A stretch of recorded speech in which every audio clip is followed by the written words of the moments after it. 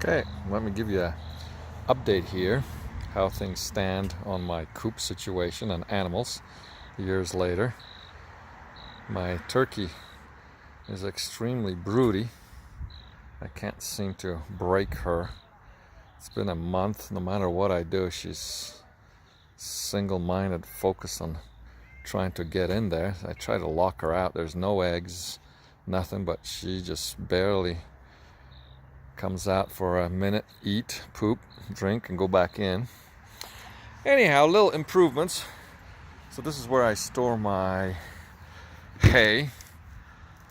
Best thing ever. Just roll it in there when it's time to change it out. Saves a lot of time and effort. All right, Mama Kitty, I'm coming. I know you want to be with me, but I have to lock the door so turkey doesn't get in. So I just finished cleaning up the pond. That's 150 gallons for the ducks. Rinse the pad off. You can see there's algae starting to grow again. So once a month, power wash it nice and clean. It doesn't hurt them. I switch it out every 2 days because ducks being ducks, they play with mud like crazy. So this is the duck coop. And all right, Mama, we've had an enormous amount of rain lately, so anywhere there's puddles or possible, this is what ducks do. They dig like crazy. If there's standing water, anyone will tell you, they will find a way to dig and destroy stuff. There's that. So this is a little invention came up. Bucket for the ducks. This is a bread carrier. Just cut out a hole so when they splash around it has time to sink in the soil and they don't dig. That's for the ducks. Change it at least 2-3 times a day. This is for the ducks. Of course for the chickens, the ducks come here and play as well. Only difference is that it doesn't have a cutout. Now size of the run, for simplicity, because I had a 100-foot roll, is 20 by 60 by 20. And I get a lot of extra animals. I look on Craigslist when they donate some rescues. So I ended up now with 12 chickens, 12 ducks. So as you can see, 1,200 square feet. After 4 years, even though I rake every 2 weeks, get their poop out, it is absolutely toxic from the nitrogen. It's killing all the trees. These are willows, full-grown willows. I might have to cut them down eventually. They're just pretty much toast. If you compare them to the same thing my neighbors have, blooming. Anyway, like I said, so that's the duck house right over there. For simplicity, from 4x8 sheets. Lots of improvements came in the duck house.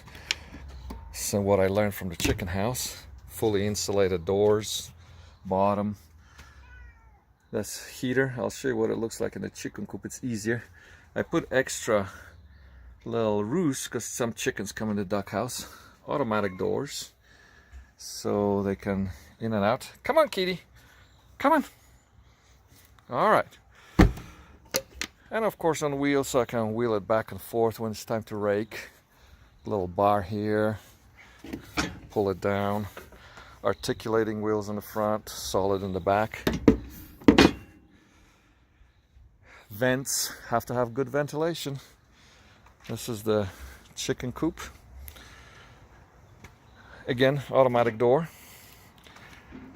And wouldn't you know it, the ducky's here because I'm locking her out. Also incredibly broody. I just don't know how to break her. She's coming around second time broody, so I have hopes for her. She'll be good. Chickens, 3 boxes. They're in there. They're not letting her in. See, they're biting her behind. It's a Muscovy duck. She's a whistler, very quiet. Okay, come here. come here, come here. There you go. Come on, out you go. If you didn't think they're agile, watch that. See that? And they roost in the duck house. They go up on those roosts. Again, simplicity. Everything's removable for ease of cleaning. So all these roosts, just little 2x4 holders. All I have to do is angle it on one side, put it in, smack, there it is. There's another one here, another one there. This one's removable. So this is clean out day today. So get this out. Heater. And I have it on a thermostat because it's that efficient. All the walls, ceiling, everything is pink insulation. So what you have here, this is so that when they poop on it, it's not directly on blocks. Let me lift it up. See, concrete blocks. All it is a reptilian ceramic heater, 200 watts. This system with a concrete block, pavers on the bottom. This will heat this coop. If I didn't have it on even in the middle of the winter, on a thermostat up to 70 degrees. We have, of course, timer for the lights, thermometer so I can see through the window. Ducky, come on, seriously? Squeakers? Really? Look at that, one-track mind. It's all taken. It's taken. You can't go in there. Squeakers? I'm going to have to lock you out like the turkey. So, modify your setup to your environment, meaning location. Here in Idaho, we can have winters minus 20. 90% of the time you see boxes on the outside for ease. I'm at work a long time. By the time I get home, all the eggs are frozen. I just can't have that. See there, little privacy curtain. You better not be making broody sounds. That's like a broody sound to me. All right. So it might work in the desert. It might work with a mild climate. Chickens completely different than ducks. Ducks will lay first thing in the morning. They're done. Chickens, it is now 3 p.m. local time. All right, all right. She's gonna peck you. So adapt and overcome, I say. All right, come on, squeakers. Come on, let's go. Let's go. Let's go, squeakers. Let's go, squeakers. Come on. Out you go. Let's go. Come on. Enough. Out you go, squeakers. All right. Now, when I first started, chickens do not want to come up minus 20. They hate the snow. They will stay in the coop. Initially, I had a tent. I modified it, put some more on the risers, made it into a so-called, I guess you can call it greenhouse. It's a little heat lamp, door, barn door. I had project meant to have these butcher liners in here. I started and didn't quite complete it, and they would come down about yay so with an opening, but with the winds it scared them, so I'd had to make some modifications. But they are in here 24/7. I have my feeder with the grit, eggshells, oyster shells. This is here so they don't, ducks try to stand on it so they don't turn it over.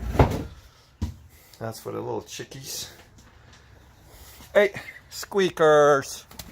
Oh, whatever. This is their modified it once again dust bath area. They spend in the morning, everybody's in here.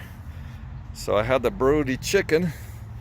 I like her, so I bought her a couple of chicks. You can see they're pretty much growing up nicely. They love it in here. Enclosed it so it wouldn't come to a solid stone. What I do in the summer when it gets hot, all I have is pieces of 2x4. This is on hinges. Lift it up and they can still be in here. If I want to clean it out, you see that little lever there? I lift it straight up and clean it out. Unfortunately, my cats use this as a litter box as well, so I have to sift it from time to time. So here you are, the whole makeup. It doesn't come overnight. What I'd like to stress is that it takes years. If there's a problem, you notice a problem, you overcome, adapt, and go from there, which is also the fun part. What I can do about the yard. This was grass when I started, by the way. So what I do is every day I come back from work and see that pond is starting to fill up nicely. I let them out, and there's a mad dash. If you've seen my other videos, they all come out. Love it. Come on, kitty. Now look at the difference between their yard and here. Greenery. Believe it or not, I have not fertilized or mowed this entire yard in 3 years. Well, I'll take that back. I have mowed it just to level things out. But other than that, they take care of it. Treats that they get, cantaloupe. See the ducks chew on the rind as well. There's their water. I move it every 3 days. I move it over a few days so I can dissolve. Actually, I move it daily. Sorry, I move the bucket daily so that I can dissolve their poop, and that's how I guess it gets fertilized. Otherwise, there'll be a poopy mess. Hey guys, chilling. I got a mixture, a few runners, a mixed Muscovy, Welsh Harlequin, Cayugas. I picked up a pair of turkeys again. Those guys were donations. They were gonna get rid of them, so I picked them up.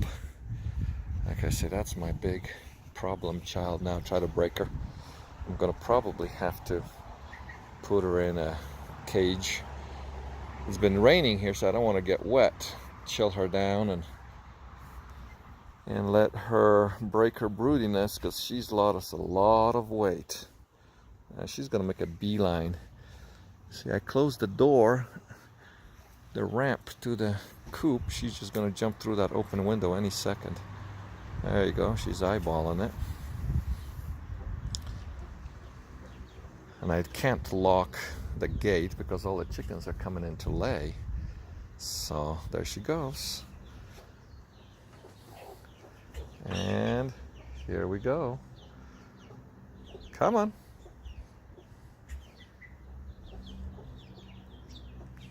No. And she's gonna do it.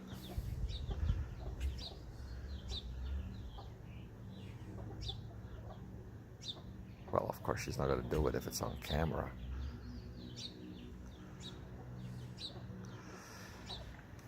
Anyhow, so that's an update. Oh, the pond is overflowing. Gotta get the hose out.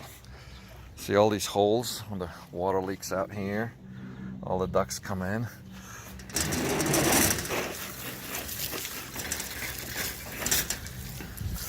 There we go.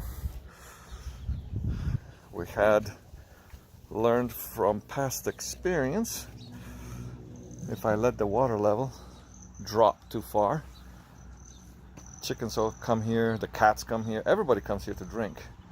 And it was probably 4 inches from the top, and unfortunately it's happened over the last 4 years. 2 chickens drowned. They fell right in and unfortunately drowned. Hey little guys. So you see these little guys come up here, drink. If you listen closely, they give a very specific calling sound to the young ones.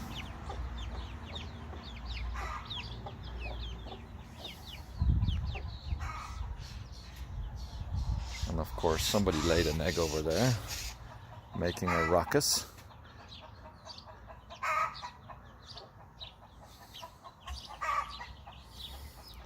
You really want to get in here, huh? So that's the about of update as much as I can give you. Hey guys, it's another Muscovy duck. Some netting I put here because this is a low spot, so of course they're digging like crazy over there. Alright guys, I'm gonna switch this off for now. I might find something else to show you.